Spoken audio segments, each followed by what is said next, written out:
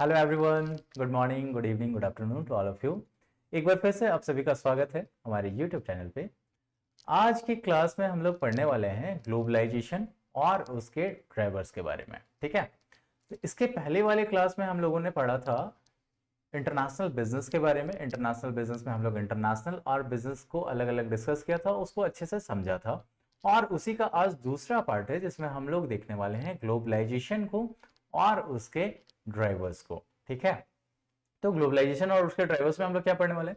तो पहले हम लोग क्या करेंगे कि पहले हम लोग समझेंगे कि ग्लोबलाइजेशन है क्या, वो कैसे हमारी कंट्री पे फॉर्म हुआ है, उसकी शुरुआत कैसे हुई है, और फिर हम लोग देखेंगे कि उस ग्लोबलाइजेशन को चला कैसे रहे हम लोग हमारी कंट्री पे, है ना। उसको चलाने के लिए किन किन चीजों की मदद लेनी पड़ रही है, और जिन चीजों की को हम लोग की मदद लेनी पड़ रही है ना, वही है ग्लोबलाइजेशन के ड्राइवर्स। ठीक है, तो ग्लोबलाइजेशन क्या है पहले हम लोग ये देखेंगे, फिर हम लोग देखेंगे वो ग्लोबलाइजेशन कैसे आया है हमारे कंट्री पे, है ना। और फिर हम लोग देखेंगे कि उस ग्लोबलाइजेशन को हमारे कंट्री में स्मूथली रन करने के लिए हम लोगों को किन किन चीजों की मदद लेनी पड़ रही है। ठीक है, तो ये सारा कॉन्सेप्ट हम लोग आज के क्लास में पढ़ने वाले हैं और डिटेल से उसका डिस्कशन करने वाले हैं। हम लोग इसके साथ साथ आपको ये सारे नोट्स भी प्रोवाइड करने वाले हैं इसी क्लास के, है ना। जो पीडीएफ नोट्स होती है ना, वो आपको प्रोवाइड कर दी जाएगी ताकि आप उस नोट्स के थ्रू खुद का नोट्स प्रिपेयर कर ले, या फिर उसी नोट्स से इन चीज़ों को कोरिलेट करके ज़्यादा बेहतर तरीके से समझ ले, जिससे आपको ये सारी चीज़ें ज़्यादा देर तक, ज़्यादा समय तक याद रह पाए और आप अपने एग्जामिनेशन वाले टाइम पे क्वेश्चन को इससे रिलेट करते हुए ठीक से आंसर कर पाए, है ना। तो आज के क्लास में हम लोग बेसिकली बात क्या करने वाले हैं, बात करने वाले हैं ग्लोबलाइजेशन का और उसके ड्राइवर्स का। ठीक है, तो बिना किसी देर के हम लोग चलते हैं हमारे आज के क्लास पे, जहां हम लोग बात करेंगे ग्लोबलाइजेशन और उसके सारे ड्राइवर्स के बारे में, है ना। तो आइए हमारे क्लास में चलते हैं हम लोग। तो क्लास स्टार्ट करने से पहले एक छोटा सा इंफॉर्मेशन है कि अगर आप लोगों को किसी भी तरह की क्वेरी हो या फिर क्वेरी होने वाली हो, तो आप दिए गए इस व्हाट्सएप नंबर पे अपनी क्वेरी रिजॉल्व कर सकते हैं किसी भी टाइम पे, है ना। और अगर आप लोगों को किसी भी तरह की एग्जामिनेशन वाली नोटिफिकेशन चाहिए हो, या फिर एग्जामिनेशन की अपडेट्स चाहिए हो, है ना, या फिर क्लास की नोट्स चाहिए हो, जो भी नोटिफिकेशन या नोट्स चाहिए हो, उसके लिए आप ये टेलीग्राम वाला चैनल ज्वाइन कर लेंगे। यहाँ पर आप लोग को सारी तरह की अपडेट्स दे दी जाएंगी। ठीक है, इसके अलावा आप हम लोग को फाइंड कर सकते हैं गूगल प्ले स्टोर पे नेट वाला भैया एप्लीकेशन के नाम पे। यहाँ पर हम लोगों ने आप लोगों के लिए जल्दी एक नया कोर्स लेकर के आ रहे हैं for the Haryana assistant professor, है ना। वैसे ये सारी कोर्सेस हमारी ऑलरेडी चल रही हैं, और अगर आप लोग या फिर आपके कोई दोस्त इन चीज़ों पे खुद को इनरोल करवाना चाहें तो आप उन्हें भी रेफर कर दें, है ना। ये सारी कोर्स अभी अवेलेबल है, और आपकी जो कोर्स होने वाली है हरियाणा असिस्टेंट प्रोफेसर वाली, वो भी इसी में आपको मिलने वाली है। ठीक है, तो बिना किसी देर के हम लोग चलते हैं हमारे क्लास पे, और क्लास हम लोग शुरू करते हैं। ये था हमारा आज का छोटा सा इंफॉर्मेशन, और हम लोग पढ़ते हैं हमारे आज के टॉपिक की तरफ। तो टॉपिक हमारा क्या है, ग्लोबलाइजेशन है और ग्लोबलाइजेशन के ड्राइवर्स हैं। तो उस पर हम लोग बात कर लेते हैं। पहले बेसिक बेसिक चीजों पे हम लोग फोकस करके उसको समझ लेंगे, और उसके बाद हम लोग इस पे क्या करेंगे, इस पे हम लोग आगे बढ़ेंगे। तो पहले हम लोग देखते हैं कि ग्लोबलाइजेशन एक्चुअल में है क्या, है ना। देखिए, किसी भी इकोनॉमी को चलाने के लिए क्या चाहिए होता है, बेसिकली इकोनॉमिक सिस्टम चाहिए होता है। इकोनॉमी को चलाने के लिए क्या चाहिए होगा, इकोनॉमिक सिस्टम चाहिए होगा। और इकोनॉमिक सिस्टम जो है वो तीन तरह की होती है। एक होता है कैपिटलिज्म, एक होता है सोशलिज्म, और एक होता है हमारा मिक्स्ड इकोनॉमी। ठीक है, तो सोशलिज्म और कैपिटलिज्म जो है वो दो अलग तरह की इकोनॉमी है, और जो हमारा मिक्स इकोनॉमी है वो बिल्कुल अलग तरह का इकोनॉमी है जो हमारे कंट्री इंडिया में चलता है। ठीक है, तो कैपिटलिज्म कहां चलता है, कैपिटलिज्म वाला आप लोग देख सकते हैं यूएसए कंट्री के एग्जाम्पल पे, है ना। यूएसए कंट्री में क्या होता है, ज्यादातर चीजें इंडिविजुअल्स के हाथों में है। इंडिविजुअल्स का कंट्रोल गवर्नमेंट से ज्यादा है, मतलब मेजॉरिटी चीजों पे इंडिविजुअल्स का कंट्रोल गवर्नमेंट से ज्यादा है। तो वैसे इकोनॉमी को बोलते हैं हम लोग कैपिटलिज्म इकोनॉमी। चाइना की अगर बात करें तो यहां पर ज्यादातर चीजों में, मेजॉरिटी चीजों में इंडिविजुअल से ज्यादा कंट्रोल है गवर्नमेंट का खुद का, है ना। तो वैसे इकोनॉमी को कहेंगे क्या, सोशलिज्म इकोनॉमी। लेकिन हमारे इंडिया में जो है वो कैसा इकोनॉमी चलता है, वो चलता है हमारा मिक्स्ड वाला इकोनॉमी, है ना। लेकिन ये जो मिक्स्ड वाला इकोनॉमी है ना, ये भी दो तरह का है, ठीक है। तो पहला हमारा है जो मिक्स्ड इकोनॉमी, वो है मिक्स्ड विद सोशलिज्म, है ना। और एक हमारा मिक्स्ड इकोनॉमी कैसा है, मिक्स्ड विद कैपिटलिज्म। तो एक बार ये मिक्स्ड इकोनॉमी सोशलिज्म के साथ भी होता है और ये इकोनॉमिक मिक्स्ड वाला इकोनॉमी कैपिटलिज्म के साथ भी है।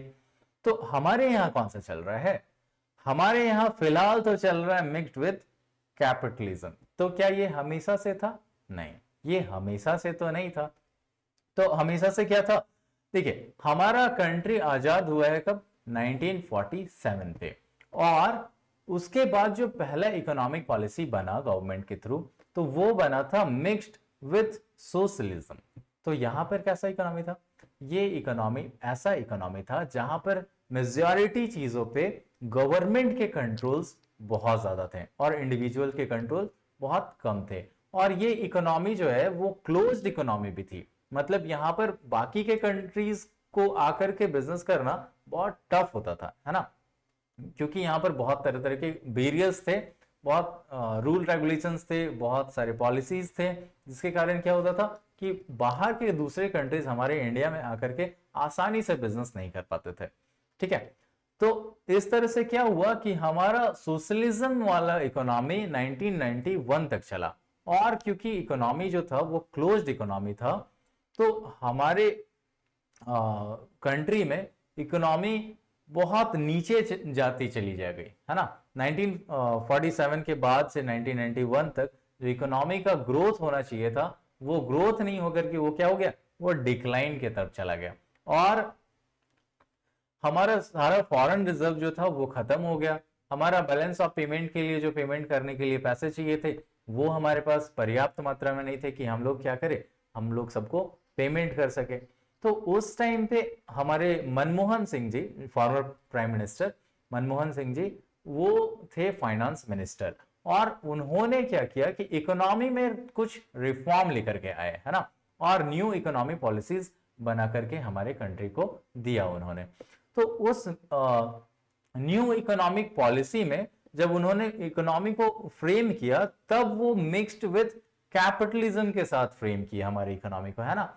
तो 1991 से पहले हमारा इकोनॉमी था मिक्स्ड विद सोशलिज्म, और 1991 के बाद का जो इकोनॉमी हमारा हो गया हमारी कंट्री का, वो कैसा हो गया, वो हो गया मिक्स्ड विद कैपिटलिज्म।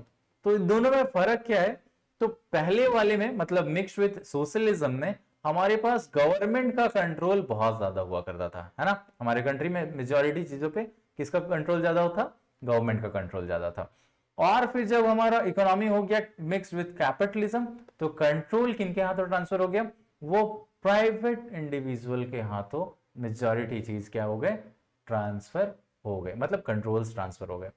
ये ट्रांसफर कैसे हुए, तो हमारे कंट्री में जितने भी बैरियर्स लगे हुए थे हमारे क्लोज इकोनॉमी के टाइम पे, उन सारे बैरियर्स को क्या कर दिया गया, रिमूव कर दिया गया या तो रिड्यूस कर दिया गया। इससे हुआ क्या कि फॉरेन कंट्रीज से जो भी बिजनेस करने वाले लोग यहाँ पर आकर के बिजनेस करना चाहते थे, उनको बिजनेस में करने में बहुत ज्यादा मुश्किलों का सामना करना पड़ता था। बहुत सारे रूल्स रेगुलेशंस लगाए हुए थे, वो सारे रूल्स रेगुलेशन को वापस ले लिया गया गवर्नमेंट के थ्रू, है ना। अब किसी भी कंट्री के लिए यहाँ पर आकर के इन्वेस्ट करना, यहाँ पर आकर के बिजनेस को रन करना आसान हो गया comparative to previous economic policy, है ना। अब क्या हो, हम लोग देख रहे हैं कि किसी भी इकोनॉमी को जो ग्रो करने के लिए जिन चीजों की जरूरत होती है, वो सारी चीजें क्या की हम लोगों ने ग्लोबलाइजेशन पे ले करके आया। और ये जो कॉन्सेप्ट हुआ 1991 वाला, उसको हम लोग बोले न्यू इकोनॉमिक पॉलिसी, ठीक है। देखिए, जब भी कोई इकोनॉमी अपने लिमिट्स को ब्रेक करना चाहता है, वो अपने कंट्री के बैरियर्स को फ्री फ्लो करना चाहता है ना, पॉलिसीज को इजी करना चाहता है, मतलब करता है, तभी क्या होगा, तभी जाकर के इकोनॉमी का इनफ्लो आउटफ्लो बढ़ेगा। और जब तक इनफ्लो आउटफ्लो नहीं बढ़ेगा, तब तक इकोनॉमी क्या होगा, ग्रोथ नहीं कर पाएगा। तो इकोनॉमी के इनफ्लो और आउटफ्लो को बढ़ाने के लिए क्या किया गया कि कोई भी कंट्री क्या करता है, इनफ्लो और आउटफ्लो को बढ़ाने के लिए अपने बैरियर्स को रिमूव कर देता है या तो रिड्यूस कर देता है। ठीक है ना।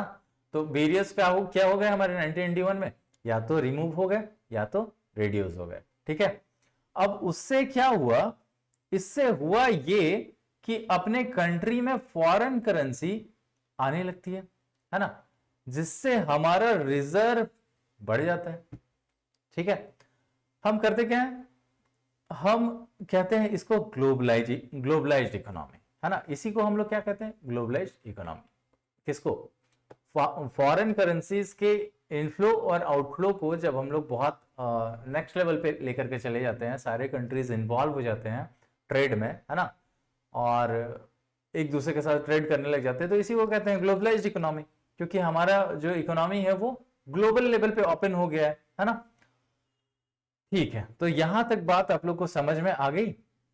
अब एक थोड़ा सा और एक चीज समझ लीजिए, इंडिया जो है इंडिपेंडेंट हुआ है 1947 पे, उससे पहले तो हम लोग गुलाम थे। 1947 में क्या हो गया, हमारा इंडिया आजाद हो गया, और 1948 में इंडिया ने एक्सेप्ट किया मिक्स्ड विथ सोशलिज्म, जब इंडिया ने अडॉप्ट की अपनी फर्स्ट इंडस्ट्रियल पॉलिसी। ठीक है, जब इंडिया फर्स्ट इंडस्ट्रियल पॉलिसी को अडॉप्ट करता है तो उस टाइम पे इकोनॉमी कैसा होता है, इकोनॉमी भी अडॉप्ट किया जाता है मिक्स्ड विथ सोशलिज्म। और सोशलिज्म में क्या होता है, ज्यादातर कंट्रोल गवर्नमेंट के पास होता है। ठीक है, तो क्योंकि गवर्नमेंट का कंट्रोल ज्यादा था तो किसी वजह से फॉरेन ट्रेड भी बहुत कम हो गया, है ना, और फॉरेन करेंसी का रिजर्व कम हो गया। अभी हम लोग बात कर रहे थे कि हमारा जो इकोनॉमी था वो कैसा था, क्लोज्ड इकोनॉमी था, तो हम लोग के यहाँ पर किसी भी दूसरे कंट्री का आना थोड़ा मुश्किल था, है ना, और वो बिजनेस के लिए बहुत मुश्किल से यहाँ पर आ पाते थे। फिर क्या हुआ कि फिर 23 जुलाई 1991 को इंडिया ने लॉन्च किया इकोनॉमिक रिफॉर्म, है ना। अभी बात कर रहे थे मनमोहन सिंह जी ने न्यू इकोनॉमिक पॉलिसी लेकर के आया था हमारे कंट्री के लिए, तो वो कब लेके आए थे, 23 जुलाई 1991 को इंडिया में लेकर के आए न्यू इकोनॉमिक पॉलिसी। ठीक है, और उससे बीओपी का जो क्राइसिस था वो खत्म हो गया, मतलब एग्जैक्टली तुरंत खत्म नहीं हो गया, ये धीरे धीरे धीरे खत्म होने की तरफ बढ़ा, और तब जाकर के होल इकोनॉमी का स्ट्रक्चर हो गया चेंज। ठीक है, तो उसके बाद का जो इकोनॉमी हुआ, जब स्ट्रक्चर हम लोगों ने चेंज कर दिया, नया इकोनॉमिक पॉलिसी आ गया, तब जो हमारा इकोनॉमी बना वो कैसा इकोनॉमी बना, मिक्स्ड विथ कैपिटलिज्म। हमारा इकोनॉमी हो गया मिक्स्ड विथ कैपिटलिज्म, है ना, जिससे इकोनॉमी क्या हो गई, ओपन हो गई, और फॉरेन करेंसी रिजर्व जो है एक्सचेंज होने लग गया बहुत आसानी से, और इंडियन इकोनॉमी हो गई ग्लोबलाइज्ड, है ना। ग्लोबलाइजेशन के वजह से लिबरलाइजेशन और प्राइवेटाइजेशन को भी बढ़ावा दिया गया, जिसमें बैरियर्स खत्म हो गए और कंट्रोल ज्यादा हो गया था प्राइवेट सेक्टर में, तो इसी पॉलिसी को कहा गया एलपीजी पॉलिसी, लिबरलाइजेशन, प्राइवेटाइजेशन और ग्लोबलाइजेशन। ठीक है, यहां पर एक बहुत खास ध्यान देने वाला जो बात है वो बात यह है कि जो ग्लोबलाइजेशन वर्ड है वो सिर्फ इकोनॉमिक के लेवल पे नहीं है ना। हम लोग इसको देख लेते पहले कि ये जो ग्लोबलाइजेशन जो है ना हमारा, वो क्या है, वो है एक प्रोसेस किस तरह का है, प्रोसेस है डोमेस्टिक इकोनॉमी को रेस्ट ऑफ द वर्ल्ड के साथ कनेक्ट करने का। ठीक है, एक प्रोसेस है, प्रोसेस ऑफ यहां पर कनेक्ट होना चाहिए था। ठीक है, हम लोग क्या करते हैं, कनेक्ट करते हैं डोमेस्टिक इकोनॉमी को रेस्ट ऑफ द वर्ल्ड के साथ। ठीक है, इसी को क्या कहते हैं, इसको कहते हैं इंटीग्रेशन। इंटीग्रेशन मतलब जोड़ना। ठीक है, किसी चीज को जोड़ने को हम लोग क्या कहते हैं, इंटीग्रेशन। तो ग्लोबलाइजेशन के बेस पे हम लोग क्या किए हैं, अलग अलग बहुत सारी चीजों को जोड़े हैं हमारे इंडियन इकोनॉमी में, है ना।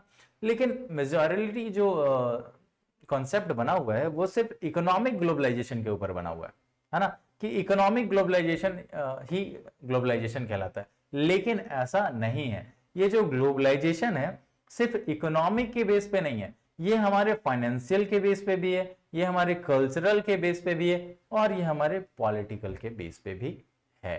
ठीक है, तो ग्लोबलाइजेशन का मतलब क्या हो गया, ग्लोबलाइजेशन का मतलब हो गया कि ग्लोबलाइजेशन एक प्रोसेस है जो कि जोड़ने का काम करता है इकोनॉमिक पॉलिसीज को भी, है ना, फाइनेंशियल चीजों को भी, कल्चरल चीजों को भी, पॉलिटिकल चीजों को भी, है ना, और इसके अलावे और भी कई सारी चीजों को ये क्या करता है, जोड़ने का काम करता है हमारे डोमेस्टिक इकोनॉमी के साथ रेस्ट ऑफ द वर्ल्ड के सारे भी कंट्री को जोड़ने का कोशिश करता है। तो इस कॉन्सेप्ट को हम लोग क्या कहते हैं, ग्लोबलाइजेशन कहते हैं। ठीक है, तो आइए अब अभी यहां तक तो बात आई होप कि सब कुछ समझ में आ गया होगा ठीक से, और आपको पूरा ये जो कहानी था अच्छे से याद भी हो गया होगा। अब हम लोग देखते हैं कि इसके बारे में और क्या क्या लिखा हुआ है ना, और उसको हम लोग एक्सप्लोर कर लेते हैं थोड़ा कि ग्लोबलाइजेशन जो आपको डिस्क्रिप्टिव में लिखना होगा तब आप कैसे लिखेंगे ग्लोबलाइजेशन को। तो ग्लोबलाइजेशन को लिखेंगे, globalisation is the word used to describe the growing independence of world economy. ठीक है, पूरे वर्ल्ड के इकोनॉमी को क्या कर रहा है, ये ओपन कर रहा है एक दूसरे के साथ ट्रेड करने के लिए। जैसे क्या होगा, इकोनॉमिक, कल्चरल, है ना, population about by cross border trade in goods and services, technology and flow of investment, people and information. Countries have built economic partnership to facilitate this movement over many countries. तो इससे क्या होगा कि सिर्फ economic level पे globalisation नहीं हुआ है, इस बात को मैं बार बार कह रहा हूं, आप याद रखिएगा, ये एग्जाम के लिए बहुत फेवरेबल क्वेश्चन हो सकता है ना। तो इस बात का ध्यान रखना है कि ग्लोबलाइजेशन के साथ सिर्फ हमारा इकोनॉमिक चीज सिर्फ नहीं जुड़ता है, उसके साथ हमारा पॉलिटिकल, कल्चरल और भी बहुत सारी चीजों को जोड़ा जाता है ना। अब यहां से देखिए क्या हो रहा है, term gain popularised after the cold war in the early 90s as this cooperative arrangement spread modern everyday life. उस टाइम पे क्या चल रहा था, कोल्ड वॉर चल रहा था। कोल्ड वॉर क्या होता है, वहां पर बम बारूद का यूज नहीं होता, वहां पर कूटनीतिक राजनीति चलती है ना। और उस कूटनीति राजनीति पे हम लोगों को अपने कंट्री का पॉलिसीज ऐसा बनाना पड़ता है कि बाकी देशों के साथ कंपैरेटिव में हमारा इकोनॉमी ज़्यादा अच्छे से ग्रो कर सके, है ना। और हमारा इकोनॉमी वैसा था भी कि वो 1991 वाले फेज पे देख लीजिए और अभी वाले फेज पे देख लीजिए कि हमारे जीडीपी का ग्रोथ कितने बढ़िया तरीके से हुआ है ना। और ग्लोबलाइजेशन के बारे में क्या लिखा हुआ है कि Globalization is the process by which idea, knowledge, information, goods and services spread around the world. क्या होता है कि एक ही सामान, एक आइडिया, एक प्रोडक्ट, कोई भी, है ना, वो एक जगह से पूरे वर्ल्ड में सर्कुलेट हो जाता है। ठीक है, due to globalisation. In business, the term is used in economic context to describe integrated economics marked by free trade, the free flow of capital among countries and easy access to foreign resource including labor market to maximize return and benefit for the common goods। ठीक है, तो इससे क्या होता है, free flow होता है। कैसे होता है, क्योंकि हम लोग क्या कर रहे होते हैं, ट्रेड बैरियर्स को रिमूव कर दिए हुए होते हैं ग्लोबलाइजेशन के अंदर। तो जब हम लोग ट्रेड बैरियर्स को रिमूव कर देते हैं तो हमारा जितना भी फ्लो होने वाला होता है, इनफ्लो आउटफ्लो जो होता है वो आसानी से होता है। और जब आसानी से कोई चीज होने लग जाए तो वो ज्यादा होने लग जाती है ना। और इससे क्या हो जाता है, हमारा कैपिटल का, गुड्स का, सर्विस का, है ना, कोई भी आइडिया का या फिर फैक्टर ऑफ प्रोडक्शन कह लीजिए, उसका इनफ्लो आउटफ्लो ज्यादा होने लग जाता है और आसानी से होने लगता है। तो यही है ग्लोबलाइजेशन, क्या है, यही है। ये वर्क कैसे करता है, हाउ ग्लोबलाइजेशन वर्क, ये काम कैसे कर रहा है। तो ग्लोबलाइजेशन का जो इकोनॉमिक है, countries specialised in the product and service they have competitive advantage. कोई भी कंट्री जो है हर एक चीज में क्या है, एडवांटेज लिया हुआ है ना। कोई कंट्री सॉफ्टवेयर बढ़िया बना रहा है, कोई कंट्री के लेबर जो है वो बहुत ज्यादा बढ़िया से काम करते हैं, है ना। कोई कंट्री है जो डेयरी प्रोडक्ट में बहुत बढ़िया काम कर रहा है, कोई कंट्री है जो कार मैन्युफैक्चरिंग में बहुत बढ़िया काम कर रहा है ना। इससे क्या हो रहा है कि जो जिस चीज पे ज्यादा एक्सपर्टीज हासिल किए हुए वो उसी चीज को बना करके दूसरे कंट्री के साथ उसको ट्रेड कर ले रहा है, अपनी जरूरत वाली चीज दूसरे कंट्री से ले रहा है और खुद वो चीजों को प्रोड्यूस कर रहा है जिसमें वो महारत हासिल किए हुए है ना। तो इससे क्या हो जा रहा है, ग्लोबली हम लोग का इन्हांसमेंट हो रहा है हर प्रोडक्ट को लेकर के। तो this generally means what they can produce and provide most efficiently with the least amount of resource। तो अपने रिसोर्सेस का भी क्या हो जा रहा है, बहुत इफेक्टिवली और इफिशिएंटली यूज हो जा रहा है हर एक चीज के लिए, और हम लोग उसका क्या कर रहे हैं, बहुत बढ़िया से यूटिलाइजेशन कर रहे हैं। तो इसी ऐसे क्या हो रहा है, ऐसे हमारा ग्लोबलाइजेशन काम कर रहा है। इससे हमारा लो कॉस्ट भी क्या हो जा रहा है, कम हो जा रहा है कंपैरेटिव टू अदर नेशन, है ना। और अगर सारा कंट्री जो स्पेशलाइज हो जाए, what they do best, production should be more efficiently, world wide price should be lower. और सारे ही कंट्री जब ऐसा करने लग जाते हैं तो चीजों का दाम क्या हो जाता है, कम हो जाता है ना, और इकोनॉमिक ग्रोथ बढ़ने लग जाती है। ठीक है, तो यहां तक था हमारा ग्लोबलाइजेशन वाला कॉन्सेप्ट, और ये कैसे काम करता है वो कॉन्सेप्ट। अब हम लोग ये देखते हैं कि ये जो ग्लोबलाइजेशन है, इसको स्मूथली रन करने के लिए हम लोगों को किन किन चीजों की जरूरत पड़ती है, क्योंकि वो उन्हीं चीजों को हम लोग क्या कहते हैं, उन्हीं चीजों को कहते हैं ड्राइवर ऑफ ग्लोबलाइजेशन, क्योंकि ड्राइवर ही तो होता है जो चलाता है, हाँ वो रन करता है ना। तो हम लोग देखते हैं ड्राइवर ऑफ ग्लोबलाइजेशन। ठीक है, तो ड्राइवर क्या है, globalisation is driven by variety of factor that promotes increased, है ना, interconnected and interdependency among nation. These drivers include, और इसी में क्या होगा, अलग अलग चीजें इंक्लूड हो जाएंगी। तो क्या यहां पर किस बारे में बात हो रहा है कि कौन कौन सी चीजें हैं जो एक कंट्री को दूसरे कंट्री से इंटरकनेक्ट करती है, इंडिपेंडेंट करती है हर एक चीज के लिए, और वो उन चीजों को ग्लोबलाइज तरीके से रन कर रही होती है। तो पहला हमारा जो ड्राइवर है ग्लोबलाइजेशन का, वो है टेक्नोलॉजिकल एडवांसमेंट, है ना। टेक्नोलॉजिकल एडवांसमेंट क्या है कि हर एक चीज पे हम लोग क्या देख रहे हैं आज कि टेक्नोलॉजी के हिसाब से बहुत ज्यादा हम लोग क्या कर रहे हैं, ग्रो कर रहे हैं। लाइक कि हम लोग को अगर पहले कम्युनिकेशन करना होता था तो हम लोगों को कम्युनिकेशन करने में बहुत टाइम लग जाता था, बहुत सारी दिक्कतें आती थी, लोग खत लिखते थे, फिर उसको पोस्ट करते थे, फिर वो कुरियर जाता था, फिर वो आता था।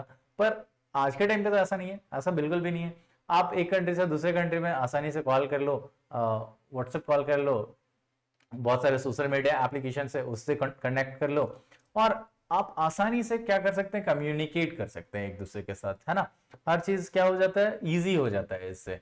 तो हमारा ये कैसे हो रहा है, हमारा टेक्नोलॉजिकल एडवांसमेंट के कारण हो रहा है। तो क्या कोई ये एक ही कंट्री अपने लिए किया था, नहीं, ये क्या हुआ कि कोई कंट्री अपने लिए किया, फिर उसको ग्लोबलाइज कर दिया, फिर वो क्या हो गया, पूरे वर्ल्ड में सर्कुलेट हो गया वो टेक्नोलॉजी, है ना। और उससे क्या हो रहा है कि उसका फायदा पूरी दुनिया को मिल रहा है।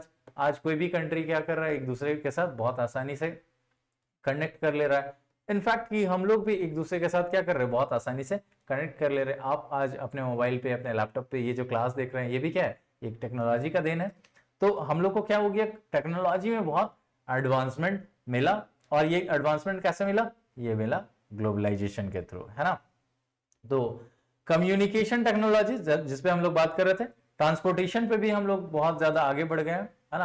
पहले हम लोग शिप से ट्रैवल करते थे, एक कंट्री से दूसरे कंट्री में महीनों लग जाते थे, है ना।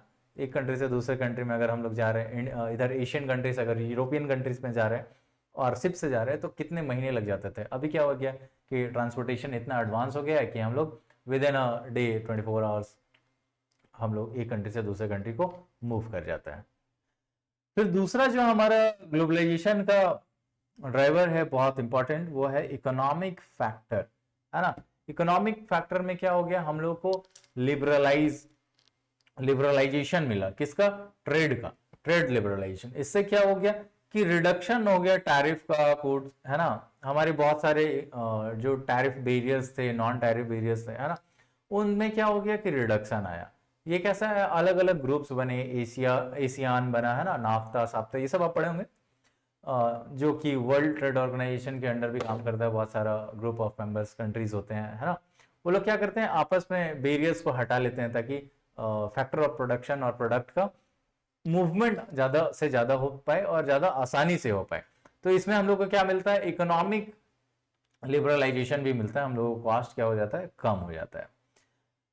ग्लोबल कैपिटल फ्लो, हमारा जो कैपिटल का फ्लो है वो भी ग्लोबल लेवल पे बहुत आसानी से हो जाता है। एफडीआई एफपीआई, ये सब क्या है, ग्लोबल कैपिटल का फ्लो ही तो है कि कोई कंट्री क्या कर रहा है, हमारी कंट्री पे आकर के अपना इन्वेस्टमेंट कर रहा है, हमारी कंट्री से लोग जाकर के दूसरे कंट्री पे इन्वेस्टमेंट कर रहे हैं, तो वो क्या है, ग्लोबल कैपिटल का फ्लो ही है, जो क्या है, ग्लोबलाइजेशन का ड्राइवर है। इससे हम लोग का पॉलिटिकल इन्फ्लुएंस भी बहुत बढ़िया डेवलप किया है ग्लोबलाइजेशन के कारण, है ना। इन्फ्लुएंस कैसे हुआ है पॉलिटिकल चीजें, हम लोग दूसरे कंट्रीज के पॉलिसीज से कुछ कुछ सीखते हैं, कुछ कुछ जानते हैं, फिर क्या करते हैं, उसको अपने अपने कंट्री पे भी अप्लाई करते हैं। जैसे अभी दिल्ली का स्कूल वाला मॉडल है ना, दिल्ली में गवर्नमेंट स्कूल्स बहुत बढ़िया हो गए हैं, बहुत बढ़िया से पढ़ाई हो रही है वहां पर, तो वहां पर उस मॉडल को देखने के लिए कई सारे कंट्रीज से आ रहे हैं लोग, देख रहे हैं उस मॉडल को कि कितना बढ़िया से गवर्नमेंट फैसिलिटीज के थ्रू ही गवर्नमेंट स्कूल को कितना बढ़िया चलाया जा रहा है ना। और हम लोग भी उस चीज को कहीं ना कहीं से सीखे होंगे। तो ये क्या हो गया कि पॉलिसीज का, रूल्स का, रेगुलेशंस का पॉलिटिकल इन्फ्लुएंस हुआ हमारे कंट्री के अंदर। हम लोग दूसरे कंट्री से भी कुछ सीख रहे हैं और हमारे कंट्री से भी बहुत सारे लोग अपने कंट्री पे सीख करके इम्प्लीकेशन अलग अलग चीजों पे कर रहे हैं, है ना।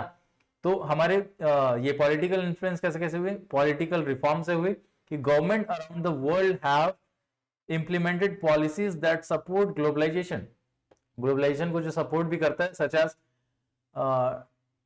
Deregulation, privatization and promotion of free markets.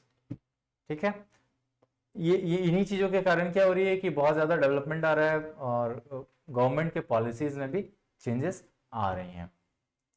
और क्या हो गया पॉलिटिकल इन्फ्लुएंस में, हमारे इंटरनेशनल ऑर्गेनाइजेशंस जो है, हम लोग जो भी ट्रेड कर रहे हैं एक कंट्री से दूसरे कंट्री पे, या दूसरे कंट्री वाले जो हमारे कंट्री से ट्रेड कर रहे हैं, वो किसके देख रेख पे कर रहे हैं, तो WTO के देख रेख पे कर रहे हैं, वर्ल्ड ट्रेड ऑर्गेनाइजेशन, है ना, जो पहले गेट के नाम से जाना जाता था, general agreement on tariff and trade, तो वही बाद में आकर के क्या बन गया, WTO बन गया। और वो क्या करता है, वो मॉनिटर करता है एक कंट्री का दूसरे कंट्री के साथ हो रहा है जो है ट्रेड, उस पर, और उस पर गवर्नमेंट की क्या क्या पॉलिसीज हैं उस पर भी। तो गवर्नमेंट भी क्या करता है, जो अपना पॉलिसीज बनाता है वो WTO के नियमों को देखते हुए ही बनाता है, इसके बायॉन्ड जाकर के नहीं बनाता है। ये हमारा कल्चरल एक्सचेंज को भी एनहांस कर रहा है ना। कैसे कर रहा है, तो मीडिया एंटरटेनमेंट से, तो मीडिया के थ्रू क्या हो रहा है कि ग्लोबली एक कंट्री का हाल दूसरा कंट्री देख रहा है ना, हर एक चीज देख रहा है, अच्छी चीजें भी देखी जा रही है और बुरी चीजें भी ऑब्वियसली देखी जा रही है ना। तो इससे क्या हो रहा है कि मीडिया के थ्रू कल्चरल एक्सचेंज भी हो रहा है ना। दूसरे कंट्रीज में भी, यूरोपियन कंट्रीज में भी अभी साड़ी का चलन चलने लग गया है। हम जैसे हम लोगों ने यहाँ हमारे इंडियन कंट्री में क्या देखा कि वेस्टर्न क्लोथ्स की बहुत सारी वैरायटीज आ गई है हमारे मार्केट में। वैसे ही क्या हो रहा है यूरोपियन कंट्रीज में, यहाँ के मार्केट वाली साड़ी जो है वहां पर भी लोगों को इन्फ्लुएंस कर रही है, वो लोग पहन रहे हैं, उसको पसंद भी कर रहे हैं। तो ये कैसे हो रहा है, मीडिया एंटरटेनमेंट के थ्रू हो रहा है, सोशल मीडिया के थ्रू हो रहा है, कल्चरल एक्सचेंज इसी को कहते हैं। ठीक है, इसमें माइग्रेशन भी हो रहा है, एक कंट्री के लोग दूसरे कंट्री में जाकर के बस जा रहे हैं, या दूसरे कंट्री के लोग आकर के हमारे कंट्री में भी बस रहे हैं। तो इससे माइग्रेशन भी बहुत बढ़िया हो रहा है और गवर्नमेंट उसको सपोर्ट भी कर रही है। ऐसा नहीं है कि कोई कंट्री में हम लोग किसी कंट्री में जाना चाहें और मतलब लीगली किसी दूसरे कंट्री में जाना चाहें, वहाँ पर कुछ काम करना चाहें, वहाँ की कंट्री को कंट्रीब्यूट करना चाहें खुद के पॉइंट ऑफ व्यू से, तो वहाँ का दूसरा कंट्री भी क्या कर रहा है, नॉलेज को ऑफर कर रहा है अपने कंट्री पे कि आप आए और हमारे कंट्रीज के रिसोर्सेज पे काम करें और खुद के डेवलपमेंट के साथ हमारा भी डेवलपमेंट करें। तो इससे माइग्रेशन भी क्या हो गया है, बहुत ज़्यादा होने लग गया है ग्लोबलाइजेशन लेवल पे। इन्वायरमेंटल फैक्टर भी क्या हो रहा है कि हमारे ग्लोबलाइजेशन के थ्रू इफेक्ट हो रहा है। इन्वायरमेंटल फैक्टर कैसे इफेक्ट हो रहा है कि ग्लोबल इन्वायरमेंटल कंसर्न्स आ रहे हैं कि हम लोग क्या कर रहे हैं, ग्लोबलाइजेशन के थ्रू ही तो बात कर रहे हैं कि हम लोगों को जो रिसोर्सेस है उसका फुल यूटिलाइजेशन करना है और इस तरह से यूटिलाइज करना है कि वो इन्वायरमेंट को हार्म ना करे, है ना। क्योंकि इन्वायरमेंट जो है वो सब कंट्री का अपना अपना थोड़ी है, वो तो नेचर है ना, वो सारी कंट्रीज का क्या है, एक ही इन्वायरमेंट है। तो इन्वायरमेंट को लेकर के जो भी जागरूकता चलाया जा रहा है वो क्या पूरा वर्ल्ड लेवल पे एक साथ चलाया जा रहा है ना। तो इन्वायरमेंटल फैक्टर भी क्या हो रहे हैं, एक्सचेंज हो रहे हैं एक दूसरे के साथ। और इसी पे हम लोग बात कर रहे हैं सस्टेनेबल डेवलपमेंट गोल का, जिसमें बहुत सारे कंट्रीज क्या कर रहे हैं, आपस में मिल करके एक गोल सेट कर रहे हैं और इन्वायरमेंट के लिए मिल करके काम कर रहे हैं। ठीक है, सोशल एंड डेमोग्राफिक चेंज भी आ रहा है, अर्बनाइजेशन की ओर हम लोग क्या कर रहे हैं, बढ़ रहे हैं। सिटीज जो है और बड़ा सिटी बन रहा है, गांव जो है शहर पे बदल रहा है, तो अर्बनाइजेशन की तरफ भी हम लोग क्या कर रहे हैं, धीरे धीरे बढ़ते जा रहे हैं, है ना। The growth of cities specially in developing countries has created new market and opportunities for global business. हमारा सिटी क्या हो रहा है, और एक्सपेंड हो रहा है और अपॉर्चुनिटीज लेकर के आ रहा है ना, नया नया बिजनेस स्टार्ट हो रहा है। उससे क्या हो रहा है कि अर्बनाइजेशन को बढ़ावा मिल रहा है, ठीक है। पॉपुलेशन एंड लेबर मार्केट में भी हम लोग का दिख रहा है ग्लोबलाइजेशन का इम्पैक्ट, कि हम लोग ग्लोबल लेवल पे स्पेशलाइज लोगों को लेकर के आ रहे हैं हर काम के लिए, और हम लोग हर एक काम को क्या कर रहे हैं, स्पेशलाइज लोगों के कांटेक्ट में कर रहे हैं, ठीक है। फिर है हम लोगों का ग्लोबल सप्लाई चेन, हम लोग का सप्लाई चेन भी कैसा हो गया है, ग्लोबलाइज हो गया है, तो वो बहुत ज़्यादा रिचनेस हम लोग को मिल गया है हमारे ग्लोबल सप्लाई चेन में भी। हम लोग इसमें क्या कर रहे हैं, आउटसोर्सिंग एंड ऑफ सोर्सिंग कर रहे हैं। कंपनीज क्या कर रही है, इंटीग्रेशन कर रही है आउटसोर्सिंग का, प्रोडक्शन का, सर्विसेज का, और हम लोग क्या कर रहे हैं, ग्लोबल सप्लाई चेन में भी बहुत बढ़िया काम कर रहे हैं, एक दूसरे के साथ कनेक्ट हो रहे हैं, और चीजें एक दूसरे के साथ बहुत आसानी से क्या हो रही है, एक्सचेंज हो रही है। और ये जो कॉम्प्लेक्स था हमारे ग्लोबल इकोनॉमी में, वो कॉम्प्लेक्सिटी भी क्या हो रही है, मिनिमाइज हो रही है, रिड्यूस हो रही है। फिर क्या है, just in time production. This system allow companies to minimize inventory cost by receiving goods only as they are needed, required, efficient global.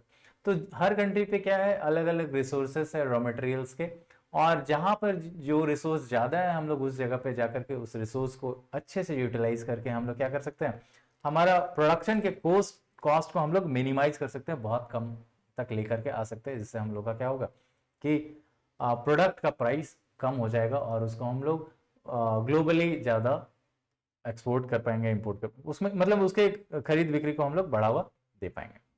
एक लास्ट है हमारा इंफॉर्मेशन एंड नॉलेज शेयरिंग का।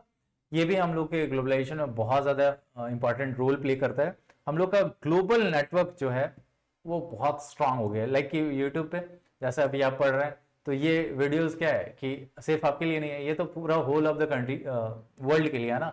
वैसे हम लोग भी देखते हैं कि किसी दूसरे कंट्रीज का क्या क्या कंटेंट है, नॉलेज है, नॉलेजेबल वाला, है ना।